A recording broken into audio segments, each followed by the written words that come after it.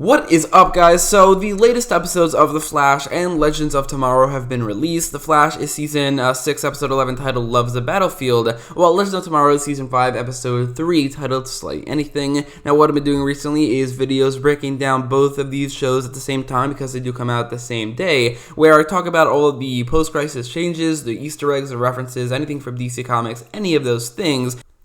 Now, Legends of Tomorrow really never has anything, like, so far with the first 3 episodes of the season, obviously not counting episode 0, which is Crisis on Infinite Earths Part 5, which has a crazy amount of things to talk about. There hasn't been anything to talk about other than an actual review of the episode, which I don't really want to review Legends of Tomorrow at all. Now, The Flash, so far, I mean, it's only been one episode, episode 10, had a lot to talk about before the episode came out, and after it did as well. But this time around in episode 11, there isn't really. The reason for this is because, aside from the last couple of minutes with the reveal of Nash Wells' thing, and also the Mirror Iris character, none of it really matters. Like, there's a whole storyline with Annie Black and Ghostface and Iris and Barry. None of that matters at all. It's all filler. The storyline with Allegra and Caitlin is like the most filler storyline I could possibly think of, again, except for the ending scene with Nash Wells. So because of that, it does seem like, because they're filler storylines, it didn't put any post-crisis changes, references, Easter eggs, new DC characters whatsoever. So again, there's nothing really to talk about. Really, the only thing is that Goldface has a new ability. He can control gold, which is so much cooler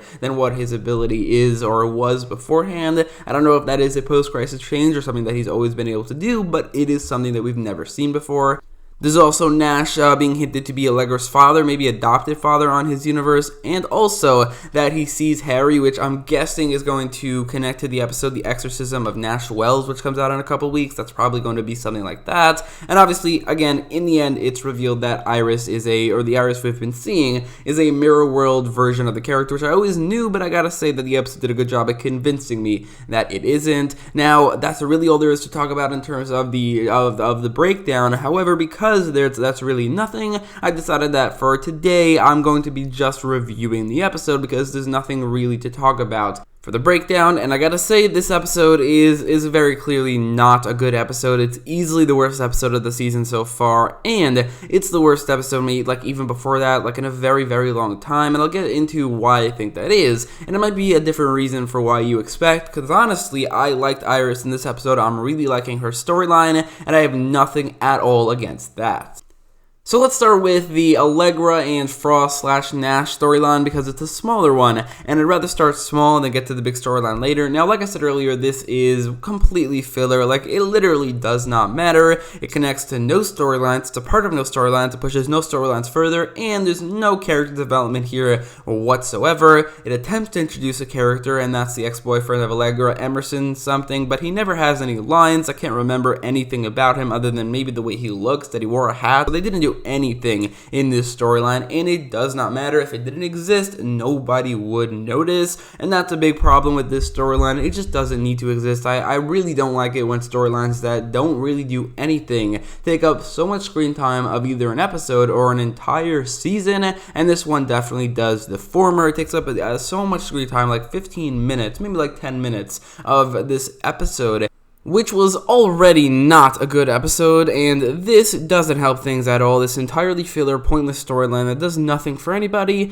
I don't like it. Also, while I don't necessarily dislike either Frost or Allegra, I do dislike them in this context, this, like, romantic context. I think Frost should be mostly just a superhero. I would prefer her to be a villain, but at this point, that's not ever going to happen. So she should definitely be a superhero, while Caitlin has her own life. I mean, that's something they set up near the end of Season 6A, and they never really got back to that, which I thought was weird. And Allegra, I think she shines more as a journalist on Team Citizen instead of what they're doing here, where she gets, they're attempting to give her character development. However, I don't really think it worked, so I don't really like seeing those characters in this context. It's a filler storyline, and I don't like it. Now, there is one scene in this storyline that isn't filler, but again, having one scene does not excuse an entire 10 minutes of just filler. But the one scene is very, very interesting, as right in the end, you see Nash. It is hinted that he maybe is Allegra's father in this storyline, and he sees a ghost of sorts of Harry Wells. I gotta say, when he looked like, when he was looking and it was about to reveal who it was, And it revealed that, boom, it was Harry Wells. That was so surprising. Definitely the only moment of the episode which I didn't know what was going to happen. Like, the only moment of the episode I was like, whoa, what just happened? Because it was a very, very good reveal. Then he walks behind somebody and he completely disappears, hinting that, obviously, that wasn't actually Harry. Like, I genuinely thought that that was Harry for a second. Like, he was there. But then I remember the episode, The Exorcism of Nash Wells, and that's definitely going to connect to that. I do think that they're probably going to set it up so that Nash Wells has like the ghost or sees like hallucinations of all the Harrison Welleses from across the multiverse that either he thinks were killed by the crisis or maybe were, because we know that Earth 2, Earth 19, and Earth 12, which are 3 universes that had Harrison Welleses, are all very, very different. Earth 19, Harrison Wells was already dead, and Earth 2, Harrison Wells might still be around now because of how important he was, but at least the Earth 12 version is definitely not around anymore because his universe was changed into a Green Lantern one. So I do think that that is definitely interesting. Definitely, like I said, the most surprising moment of this episode, and the only moment of this storyline that mattered whatsoever. So then there's the Iris storyline with Barry Allen, Amelia Black, and Goldface, and I gotta say, like I said earlier, I do like what they're doing with Iris, and I think that if you don't, then if you complained about what Iris is doing in Season 4 and 5, and then you don't like what she's doing here just because she has a lot of screen time, I think that's pretty hypocritical, because basically the main issue people had with Iris' storyline, especially in Season 4, was that she was the team leader of Team Flash instead of doing what she should do, which is journalism, but now that's exactly what she's doing, and people are still complaining, or at least some people are not liking how she's getting so much screen time, and I can't get behind that. She's a very important Flash character. If you look at the comics, Iris always has a huge amount of screen time as a journalism and as a love interest, and that's exactly what they're doing here, so I don't understand people's problems. I don't think Iris is an inherently bad character. I think that she's given a lot of bad storylines in this show, but she's finally given a good one, and honestly, I think she's been a good character, so I do think that that is not the problem with this episode. I do not think that's going to be a problem in this season, because this is exactly what Iris should be doing. She's a love interest, a journalist, and they're giving her a very, very interesting storyline. The problem with this episode is not with Iris whatsoever. In fact, that whole storyline is interesting. The problem is with the villains. Goldface is fine. Like, he's not a good villain. He's very cliche. His powers that he had before were not very interesting. He did get new powers now where he can control gold, like the one on, like some of it on Barry's costume, which is honestly pretty cool. They could have done that a lot earlier. Maybe he would have been interesting, but he's not terrible necessarily. The villain that is terrible is Amunet Black. When it was announced that she was coming back like a couple months ago, I was so disappointed because I thought we were rid of her. We haven't seen her at all in Season 5. And she was like a blight. She was a parasite on Season 4. Now, Season 4 was obviously not the most beloved season, but I think if Amunet Black wasn't in it whatsoever, it would have been significantly better. She's so annoying. Her accent, which is actually mentioned in this episode, is ridiculous, and she's too campy. She's just too campy. I can't take her or the episode that she's in seriously whatsoever. She's the worst villain on the show by far, and because of that, this episode is worse than it could have been if she wasn't in it. Like I said, the Iris storyline is interesting, and if Amunet Black wasn't in it, then I do think that would have worked very well for this episode, but she was,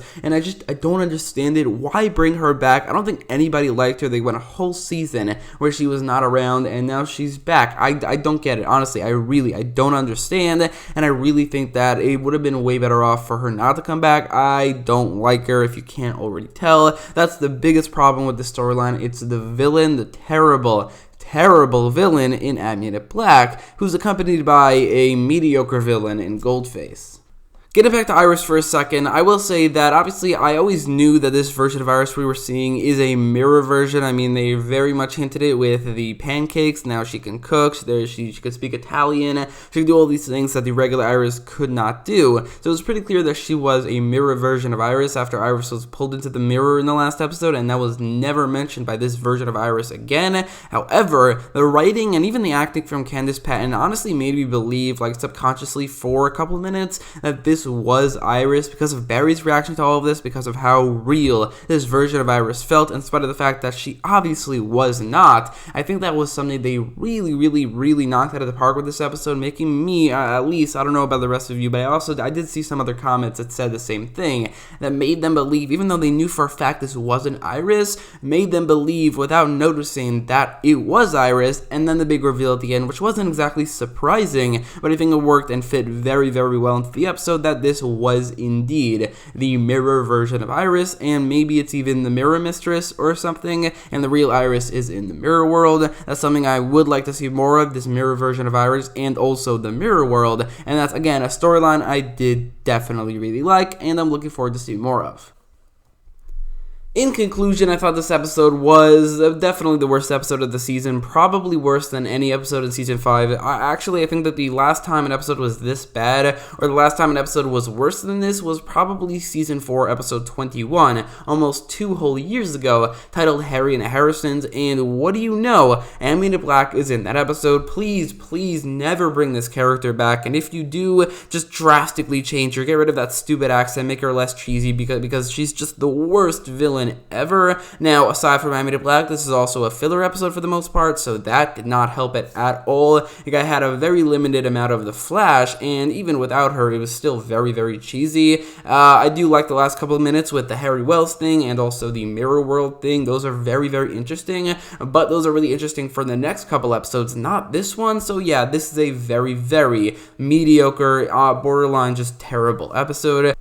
That might be a little bit harsh. Anyway, I'll give it a 6.6 out of 10. If you're wondering what my thoughts about the Legend of Tomorrow episode what was this week, honestly, I do think that it was a little bit better than The Flash this week, but that's just because The Flash was way lower in quality than it usually was, while Legend of Tomorrow was a little better in quality than it usually was. So yeah, it was better. I'd give it like a 7.5 or something, but I didn't love it necessarily. And again, I can't take Legend of Tomorrow seriously anymore. They have to drastically change that show for that to happen. I'm not going to edit that out. Anyway, let me know your thoughts about all these episodes in the comments down below. Which one of these two did you like more? And also, you could throw in Black Lightning, because those 3 episodes were the only Arrowverse episodes to come out this week. My favorite this week was by far Black Lightning, but let me know your thoughts in the comments down below. And if you like this video, make sure to leave a like, share, and subscribe. And thanks for watching.